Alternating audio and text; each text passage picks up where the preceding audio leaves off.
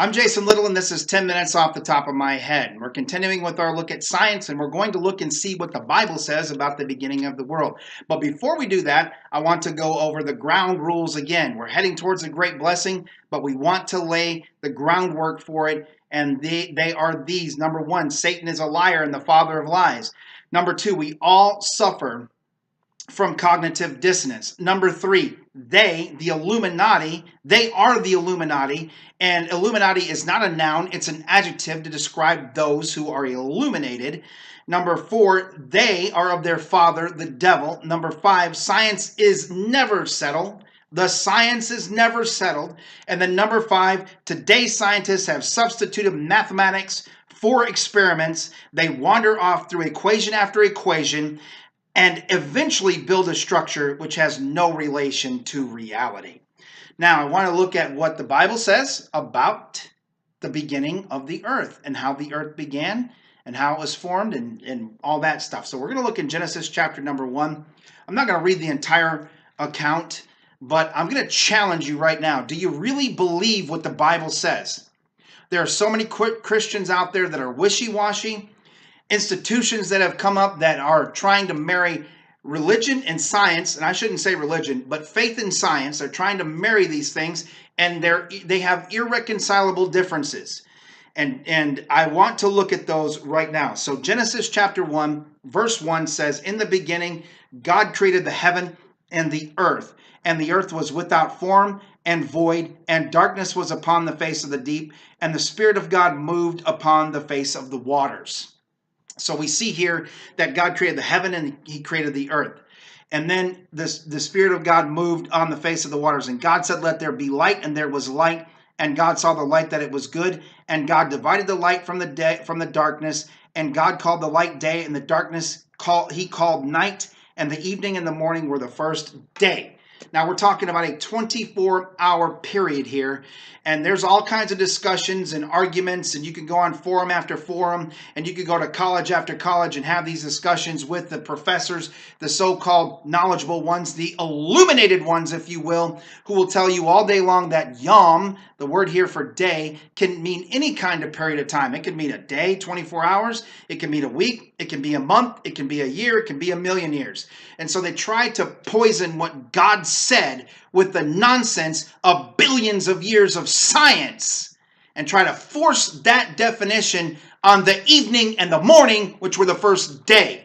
Now, I apologize to you Christians out there who suffer from cognitive dissonance, believing in the day-age theory that each day represents a long extended period of time, which could either be 1,000 years or 1,000,000 years or 1,000,000,000 years. You're wrong, and you don't believe the Bible. You do not believe what the Bible says. You believe what science says over what the Bible says, because the Bible says the evening and the morning, and that was the first day. Now, on the first day, God created light. And God called the light day, and the darkness he called night, and the evening and the morning were the first day. And God said, "Let there be a firmament in the midst of the waters, and let it divide the waters from the waters." What does that mean? Does that mean that God created an atmosphere around the earth? Or does that mean that God created a rakia, a firmament over the earth? And it said, let it divide the waters. What does that mean? What does it mean? Well, if you look up the word for firmament in the Hebrew, it means rakia, which means a beaten out thing, which means something that's handcrafted, like a bowl, if you will. Hey, I'm just asking you if you believe the Bible. You don't have to believe me. You can look these things up for yourself. But it says that God formed the firmament. It says, let me read it again. And God said, "Let there be a firmament in the midst of the waters. Let it divide the waters from the waters." And God made the firmament and divided the waters which were under the firmament from the waters which were above the firmament. And it was so. So there's waters under the firmament, and there's waters above the firmament. So above and below. So if you're looking at the video here, you know, you got the little video screen. Let's say that this is the firmament right here. Okay, this is the firmament. Okay, and this is the earth down here. This is the earth. So firmament, right? Earth. So he said, let the firmament the edge of the video here, the video player, divide the waters from below and above. Divide the waters above from the waters below. So there's waters above, way up here where my hands are that you can't see now, from the waters below, which are down here on the earth. Isn't that what it's saying? This is what the Bible says. What does science tell you? What does science tell you? It tells you something different, but we'll get into that later. This is what the Bible says. And feel free to disagree with me, argue with me, give me other ideas on this. Tell me where I'm wrong about this. Tell me where I'm incorrectly interpreting this or reading this. I would be happy to hear what you have to say. Believe me, I really would. Because, this is a difficult thing. Because words mean something. And rakia does not mean the air. There's another word for that. It doesn't mean a space. There's another word for that. It means something that has been formed with the hands, that has been beaten out. And the Bible is very clear about this, that it is a firmament. It is a vault, if you will. So let's go on. And maybe God's speaking figuratively here. We can always leave room for that, right? And then God made the firmament and divided the waters which were under the firmament from the waters above the firmament. And it was so. And God called the firmament heaven. And the evening and the morning were the second literal 24-hour period day.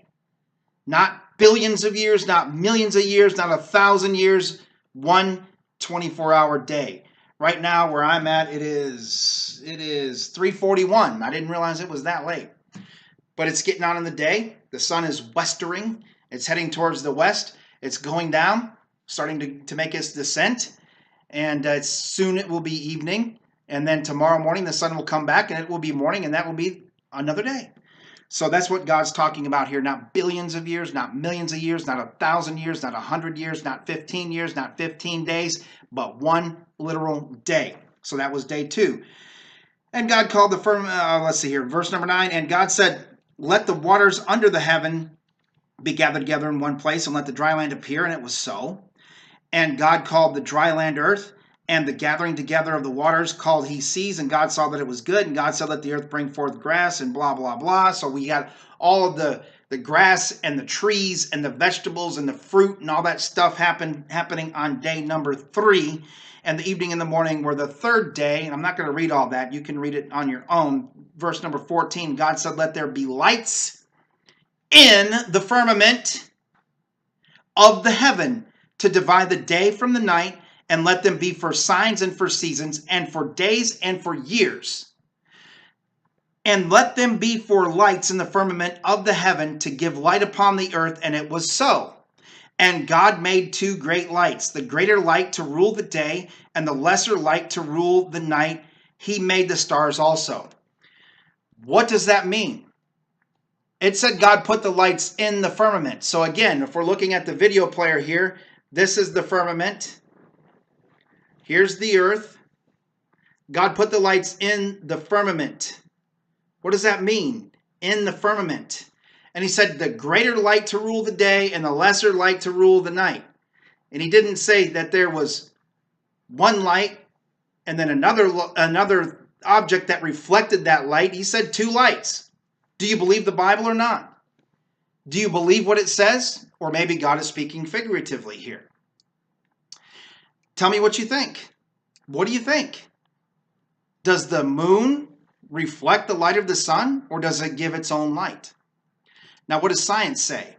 Science says unequivocally that the moon reflects the light of the sun. Is that what the Bible says? The way that I'm reading it, the way that I'm interpreting it, the way that I'm seeing it, that's not what the Bible says. Now, I'm curious. Do we believe the Bible or do we believe science? Because science and the Bible, faith, cannot be married. They have irreconcilable differences. I shouldn't say science. Scientism and faith cannot be married. They have irreconcilable differences.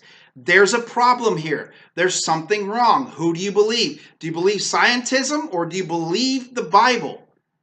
God said he put the lights in the firmament, into the firmament. Not above it, not below it, in it. And he said that the greater light rules the day, the lesser light rules at night. And he didn't say that the lesser light reflects the light of the greater light. He doesn't say that. What do you think? God made the stars also.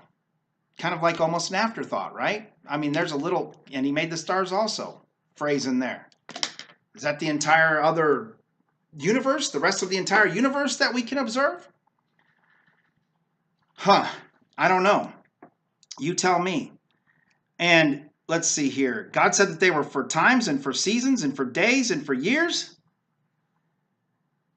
And God set them in the firmament of the heaven to give light upon the earth and to rule over the day and over the night and to divide the light from the darkness. And God saw that it was good, and the evening and the morning were the fourth day. So, Mr. Billions of years, day-age theory, evolution-believing Christian, did the earth exist with plants and fruits and vegetables and everything else, grass and herbs and all that stuff for billions or millions of years before the sun and the moon and the stars came into being? Is that the way that it really worked? I'm going to let you ruminate on that. That's all the time I got for this video. God bless you. See you on the next one. And that was a terrible salute. Salute is here, by the way, folks. It's not here. If you watch movies and stuff, everybody salutes from the middle of their forehead or over. It's right there. I'm never been in the military, but I love people who have. So God bless you. See you on the next video.